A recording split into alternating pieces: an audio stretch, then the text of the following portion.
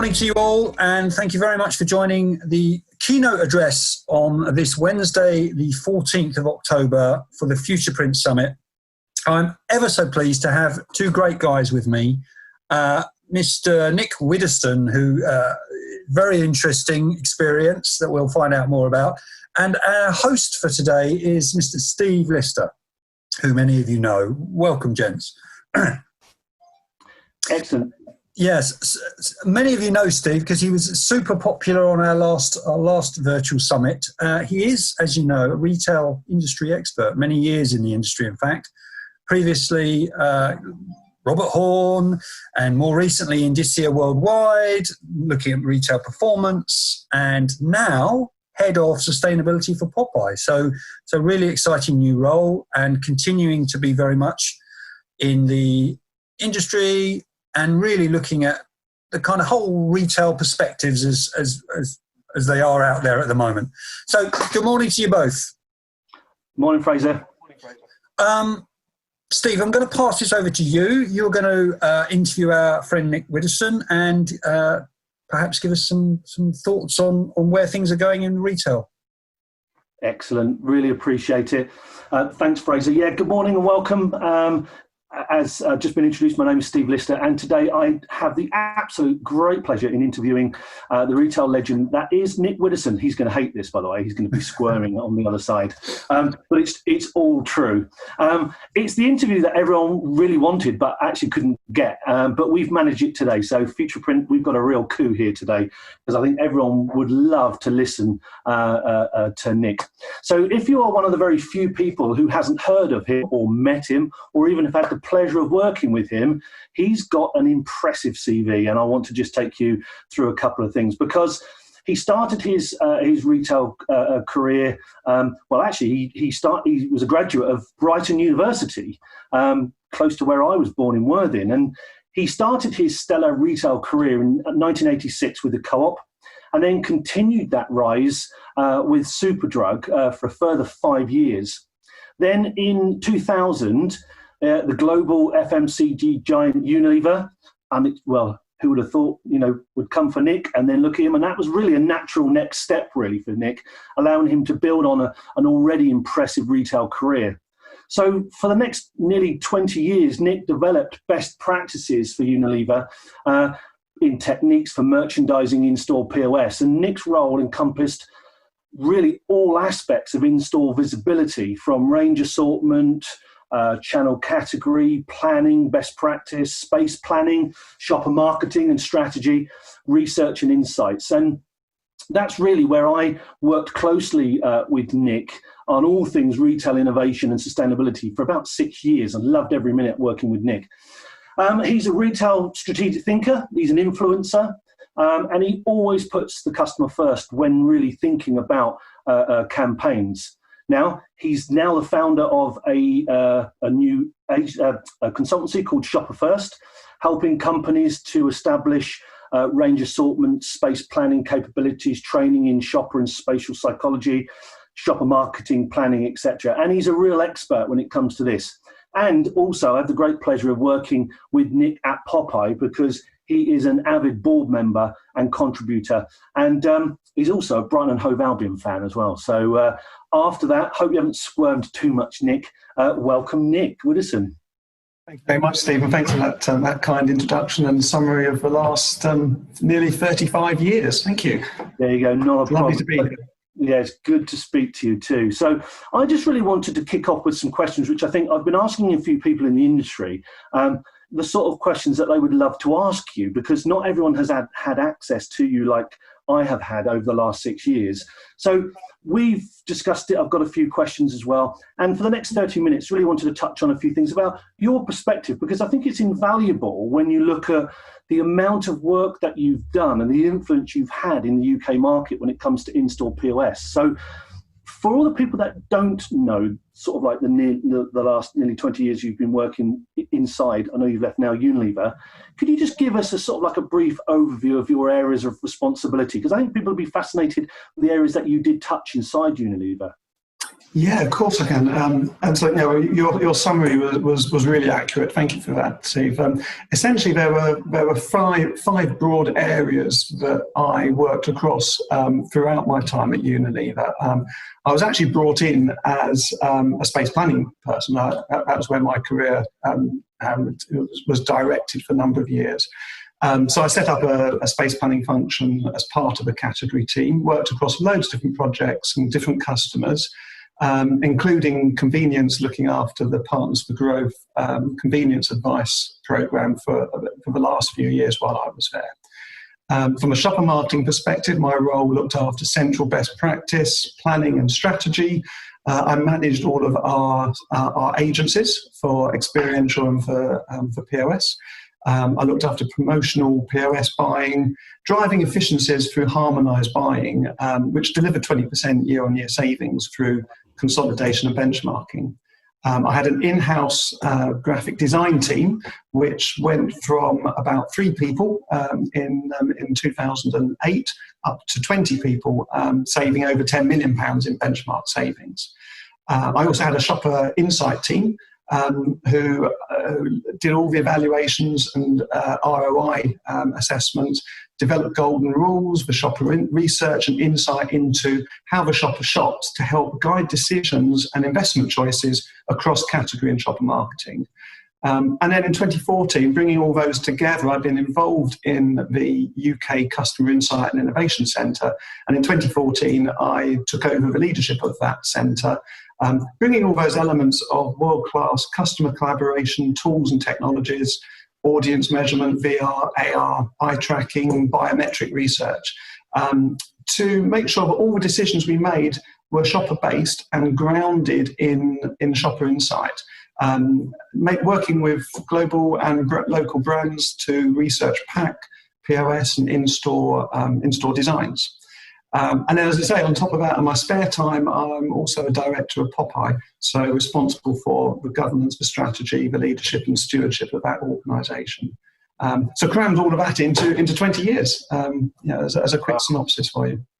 Well, that's, there's so much I really want to unpack out of all that, because, you sort of, when I say it, I mean, I don't mean to disrespect, you brush over some really big things there. And, as people that are outside someone like Unilever, I would say that we all expect, giant companies like global companies like Unilever to be working on all of those things. But one thing I wanted to quickly touch on there is you called them your customer innovation. I abbreviate that to KIC. Yep. So your KIC centres. I've had the absolute pleasure of being in that a couple of times, and I've got to say I was blown away every time I came in. And I saw the work that you were doing. You just said things like AR and consumer behaviour cameras and VR and those sorts of things. And I saw some impressive things in there. So I don't think people really understand the work that, the big brands like, and companies like yourself worked on tirelessly to ensure that when they delivered, no disrespect, a cardboard FSDU into Superdrug or into Boots, the thought process that goes behind it was enormous, wasn't it? Oh, absolutely. It's for understanding, fundamentally how the shopper shops. What do they look at? What attracts attention? What creates that emotional connection with shoppers in store? So we research everything from projects with some customers on store layout and look and feel, right down to POS design and what's that going to look like. And then bringing it into the virtual world just makes it so much more accessible to take it to customers, to bring customers in, to bring shoppers in, to do eye tracking research, biometric research, so you understand not only what they look at, but what a shopper feels and what the emotions are developed in that piece of equipment. A simple shipper, as you say, you can get it so right, but you can also get it so wrong if you don't understand it. Yeah, no, and that's a really good piece there, because the one thing I don't think people do understand, is they see Unilever, they see sort of like your marketing teams, and then everyone just assumes that someone somewhere in procurement this makes a call to say, well, that's either too expensive or whatever. What role did you have and the teams have when it comes to balancing marketing and procurement? And what role did the procurement teams have when it came to producing and manufacturing all of that sort of like in-store POS? Yeah, over the year, we had an agency roster that, one of the first things I was charged with doing when I joined in 2000 was setting up the POS roster. Over the years, it reduced in numbers to make sure but we also made sure we had the right suppliers. We had a healthy relationship with our suppliers because it's important. I think it's really important to build a collaborative relationship so that it's not just transactional, it's a partnership. And often the best innovation ideas and development ideas came from those suppliers because they're experts in the field. Yeah, I agree with so that. When they're fully integrated in the business, they have an ownership of the project, and that's when it works best. But we also work closely with Konica Minolta to manage that relationship, to project manage the POS campaigns on our behalf, working in partnership to brief, to review, to commission the POS projects and select the right supplier. And then that third party in the relationship was central procurement. So you have to make sure that you balance cost savings and those central targeted cost savings, the global standards of agency management, making sure we're working to local requirements, and not forgetting our relationship with our customers. So that's often a tricky balancing act. So we made efficiencies and savings, as well as retained the local requirement.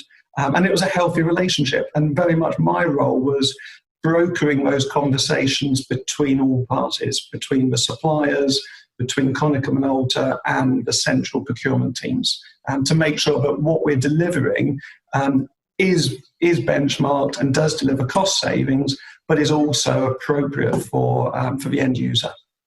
Yeah, because it was a fascinating relationship, because obviously when Konica Minolta Marketing Services, who have now transitioned their name into Indicia Worldwide, they were the marketing, procurement marketing agency side, of that. And I was always fascinated with the layered relationship, because you like you said there, a lot of the working relationship was direct sometimes with those print manufacturers. Mm-hmm. And I thought it was quite a nice, healthy, relationship that, Indicia Worldwide manages the contract, I believe, in something like 29 countries for Unilever. It's a significant amount of Unilever's, in-store marketing spend around the world.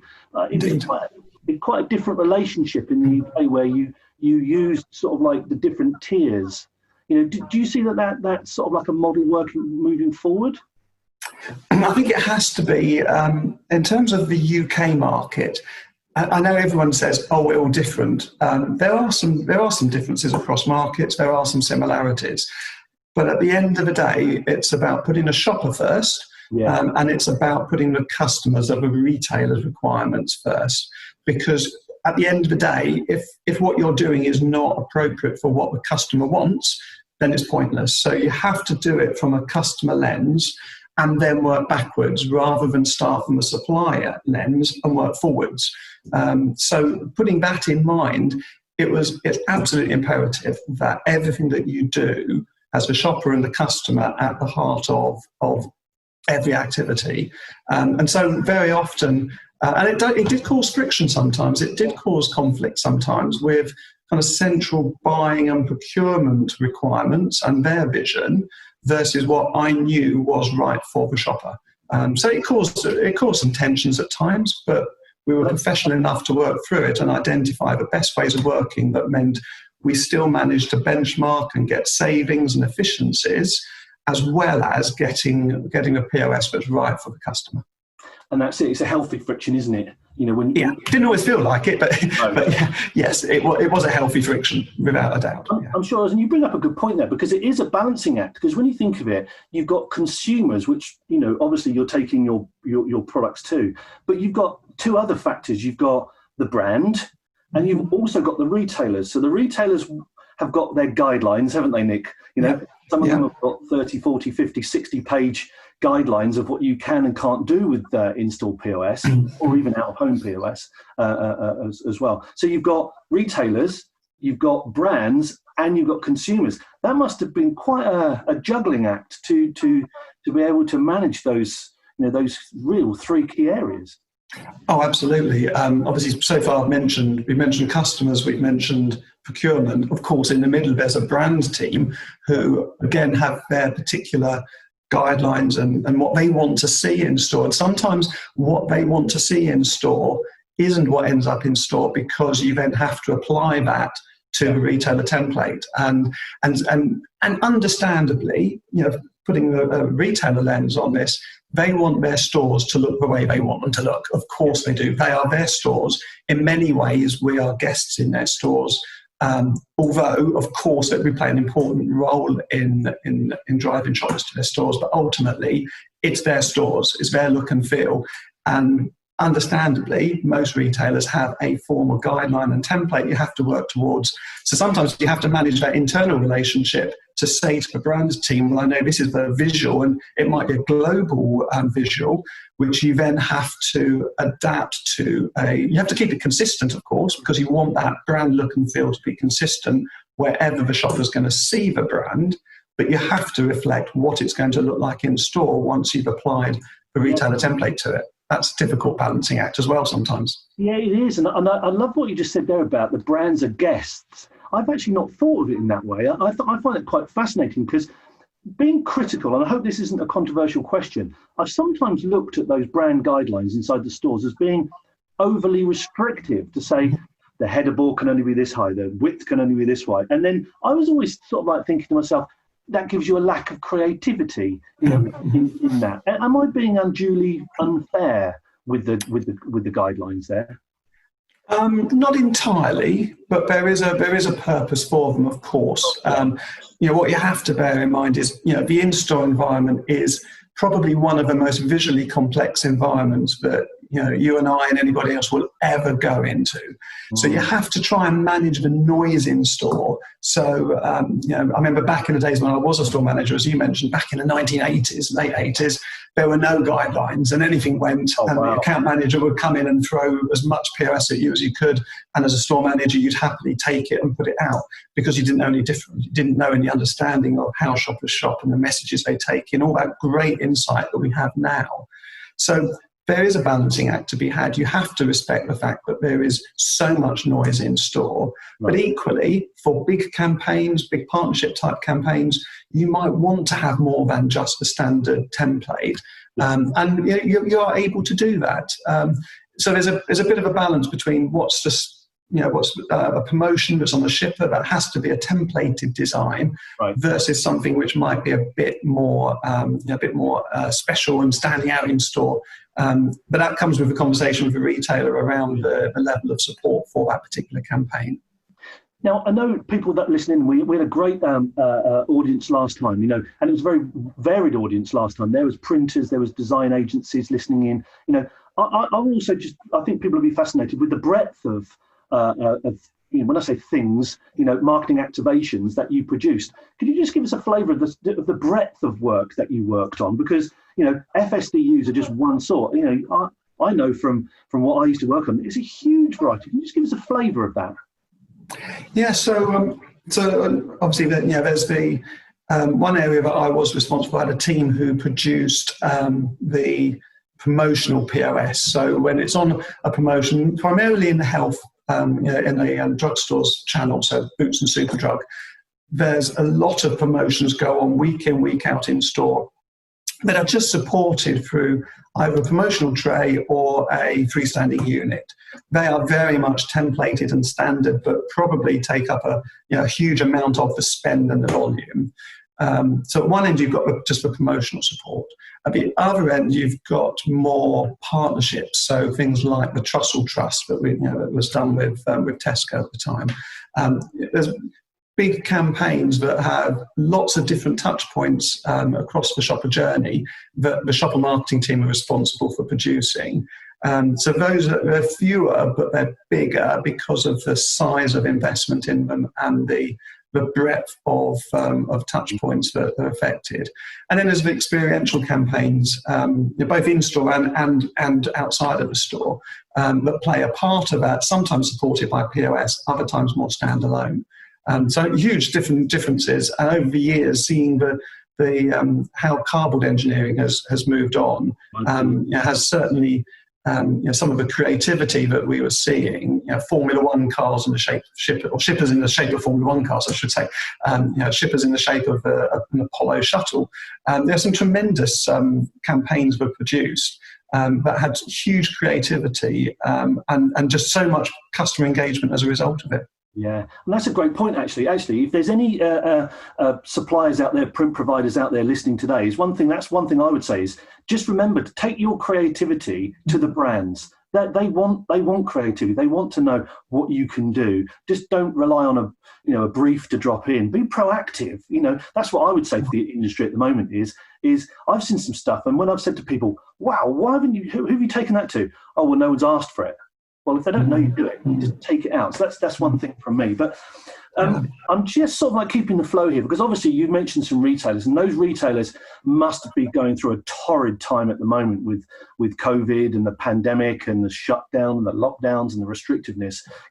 What role do you see shopper marketing playing at the moment in sort of like during where we are at the moment and post sort of like, the pandemic?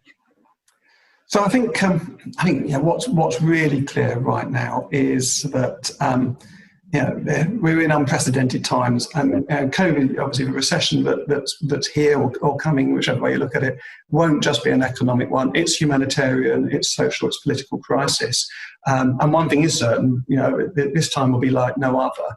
And I think in many ways, COVID will lead is leading to the next revolution in retailing. We've moved to self-serve supermarkets, the first on King Cullen many years ago. Then ownership of motor cars moved to out-of-town supermarkets. The advent of the smartphone has brought a rise in more digital. And I think what we're seeing now is that second rise of online, the use of convenience stores. And there's a real opportunity right now for marketers to be creative and to engage with shoppers, to create an emotional connection. I think it's very much about winning trust before it's about winning sales. That's important.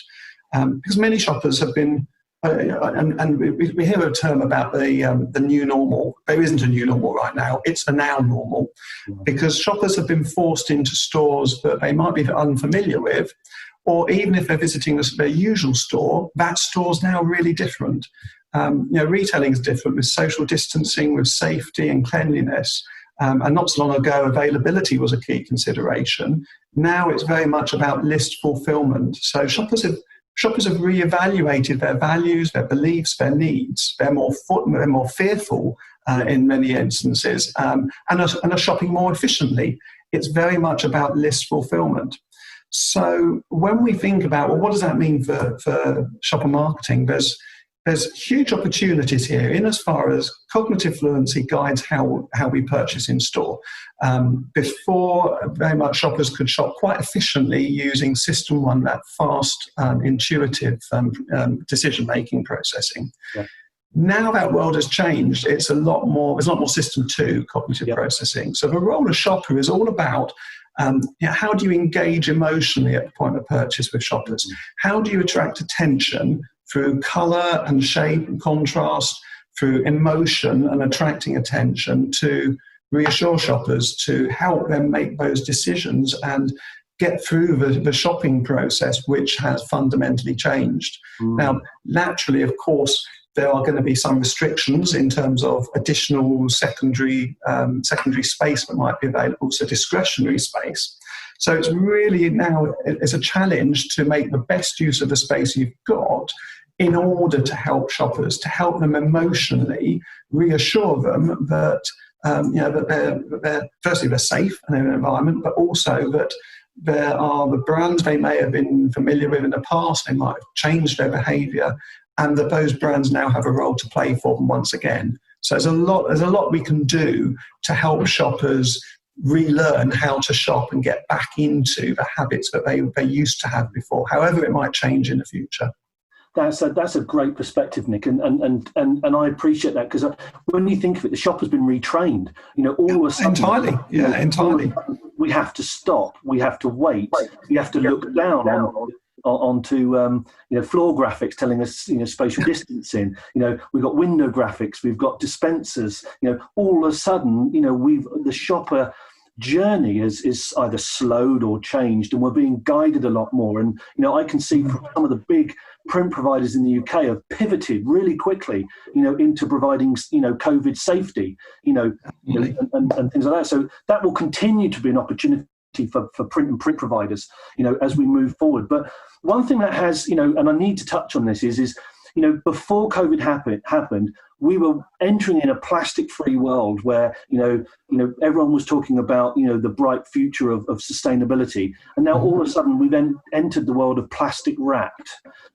Everything has to be sterilized, everything has to be wrapped, everything has to be non-touched. We can't not talk about sustainability, because one thing I've noticed over the last sort of couple of months, since leaving Indicia, is the amount of people that want to talk to me about sustainability. Global brands and retailers are absolutely not taking their foot off the pedal here in their commitments. Are you seeing that?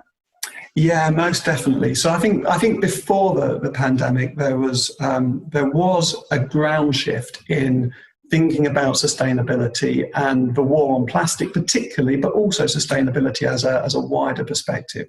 But I think the COVID-19 experience, as it has evolved to date, I think it's made us realise that just how fragile we are, and how fragile our planet is.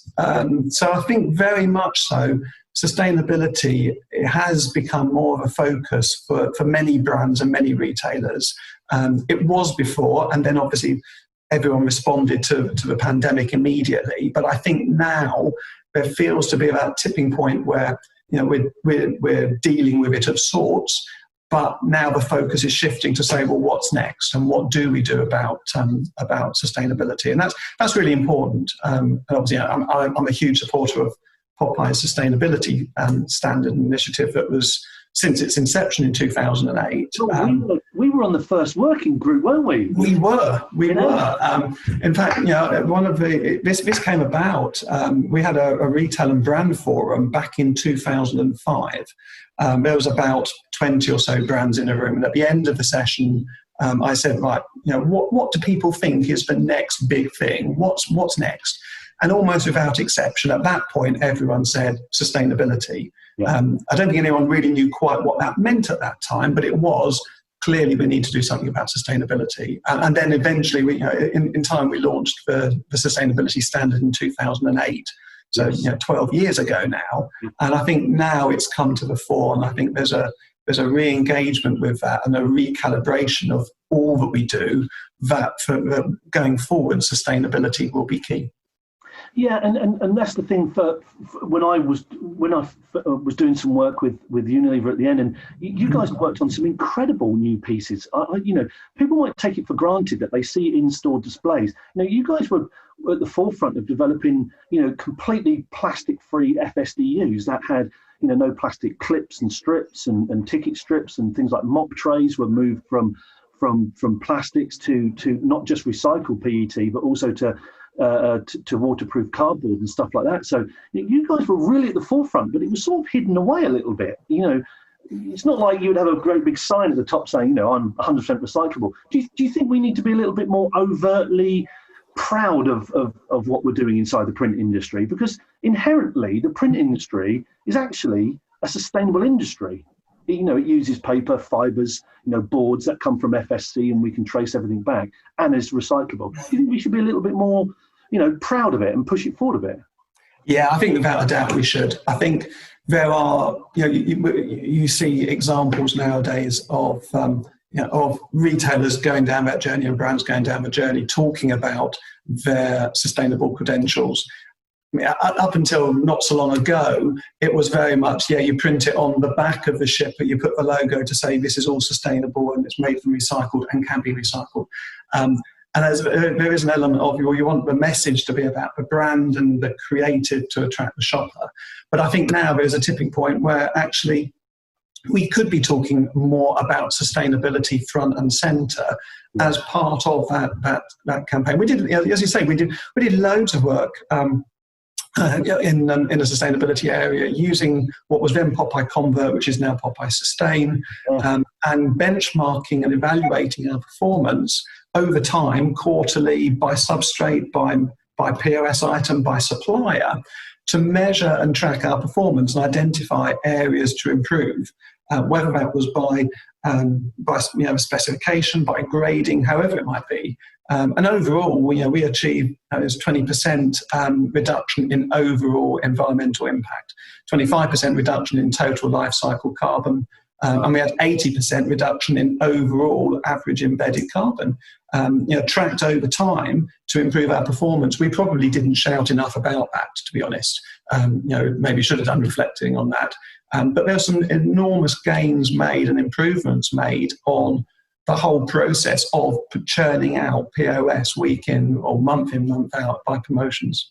You see, and not being overtly, okay, I'm the head of sustainability for Popeye, and I know you're a board member, so we're not here to sell that to people. One thing I've always been passionate, I know you have, is, like you just said, get your credentials. Make sure your business has got good working practices. Get your accreditations from there. Get your and measuring, and then put it out to the consumers, because consumers do want to know. So make sure you use the right materials. You design sustainability into your displays. And yeah. So okay. Well, I think we're on 100% agreement that sustainability. I think we are. But as we're coming to the end of the sort of like the 30 minutes, I just want to really sort of like end on two things, because I'm also fascinated with your new business and your new consultancy. But I just wanted to ask one question before I get onto that, and then before we finish, because I just want to know what you see as the future of in-store marketing. How do you think the future is going to pan out for